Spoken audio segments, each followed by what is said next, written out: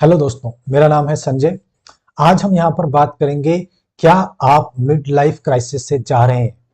आपको कैसे पता चलेगा कि आप मिड लाइफ क्राइसिस से जा रहे हैं? वो कौन से सिम्टम हैं जो आपको समझ आएंगे? तो आपको अगर मेरा वीडियो अच्छा लग रहा है तो लाइक कीजिएगा, चैनल को सब्सक्राइब कीजिएगा। आते हैं अपने टॉपिक पर।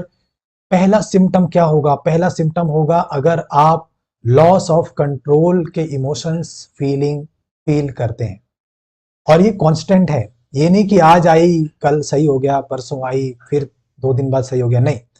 कांस्टेंट, हर दिन दिन रात आपको ऐसा लगेगा कि आपका कंट्रोल लूज हो चुका है।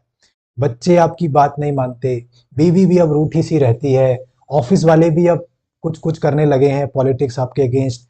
आपके जो बहुत अच्छे दोस्त हुआ करते थे अब आपको मिलते नहीं हैं, आपसे बात नहीं करते या आपको कॉल नहीं करते, आप कॉल करते हो उठाते नहीं। आप अकेले तनहा रहने लगे हो, तनहा। और आपको आगे फ्यूचर का भी टेंशन आने लगा है। कांस्टेंट फीलिंग है, कांस्टेंट, ये नहीं कि एक दिन आई 2 दिन आई, ये कांस्टेंट फीलिंग आएंगी, कांस्टेंट फीलिंग आएंगी। और आपको ऐसा लगेगा कि अब मेरे पास बहुत ज्यादा टाइम बचा नहीं है लाइफ में।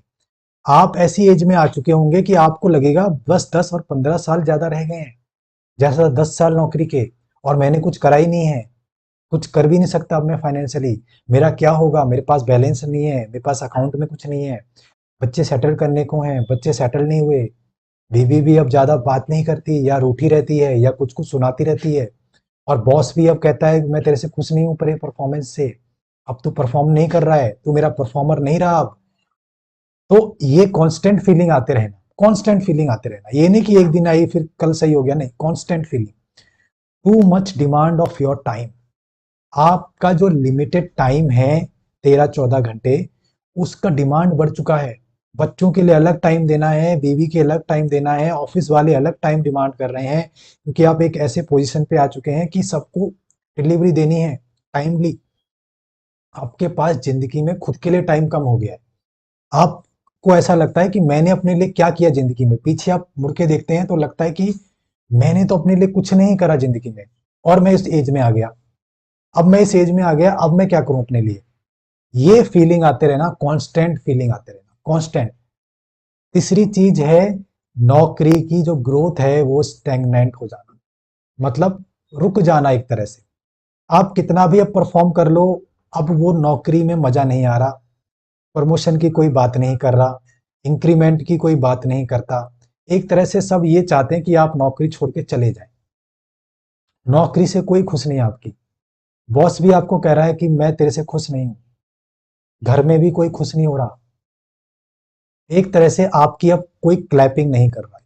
क्लैपिंग जो पहले हुआ करती थी 20, 25, 30 साल में, ग्रोथ, प्रमोशन, पार्टी, शादी, बच्चा, ये, अब वो क्लैपिंग बंद हो गई।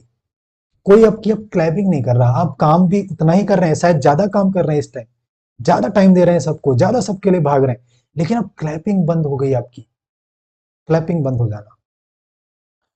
कांस्टेंट फियर रहना, कांस्टेंट फियर रहना अपने फ्यूचर को लेकर। बच्चों का क्या होगा, मेरी उस प्रॉपर्टी का क्या होगा, मेरे माँ बाप की टेक केयर कैसे करूंगा, मेरे माँ बाप का जो घर है, पुश्तैनी घर है, जो उसका मैं कैसे हैंडल करूंगा, जो प्रॉपर्टी वो कोर्ट केस चल रहा है, विवाद में फंसी है, वो कैसे निकलेगी। आपकी जो बॉडी है उसके इश्यूज आने लग जाना, physical bodies issue, high BP हो जाना, पेट साफ ना होना, स्टोमक डाइजेशन के इशू रहना, बाल झड़ जाना, आपकी आंखों के नीचे काले धब्बे पड़ जाना या आंखें कमजोर हो जाना, और सोचने याद करने की उतनी ताकत ना रहना। फिजिकल बॉडी में भी आपके इशू आने लग जाएंगे। तो ये 5 जो फैक्टर मैंने बताए हैं, ये आपके मिड लाइफ क्राइसिस को दिखाते हैं। ये सिम्टम्स हैं कि आप मिड लाइफ क्राइसिस में जा रहे हैं। Constant fear, constant thinking, future thinking, बच्चों का थिंकिंग। इसी केस में आपने देखा होगा कि कई लोग जब इतने बंध जाते हैं, इतने बंध जाते हैं इस फियर से, इस थिंकिंग से, उसको ब्रेक करते हैं। ब्रेक कैसे करते हैं? हार्ले डेविसन ले लेना, महंगी बाइकें ले लेना, और जैकेट लगा के एकदम जो होती हैं अपनी बाइकर बन के 14-15 लाख की बाइक में घूम रहे हैं उस उम्र में, कि अपने लिए क्या किया हमने, अपने लिए कुछ नहीं किया, बच्चों के लिए कर दिया, दूसरों के लिए कर दिया, हमको तो कुछ मिला नहीं जी, अब हम बाइकर बनेंगे। और भैया बार 13-14 लाख की हार्ले चला रहे हैं।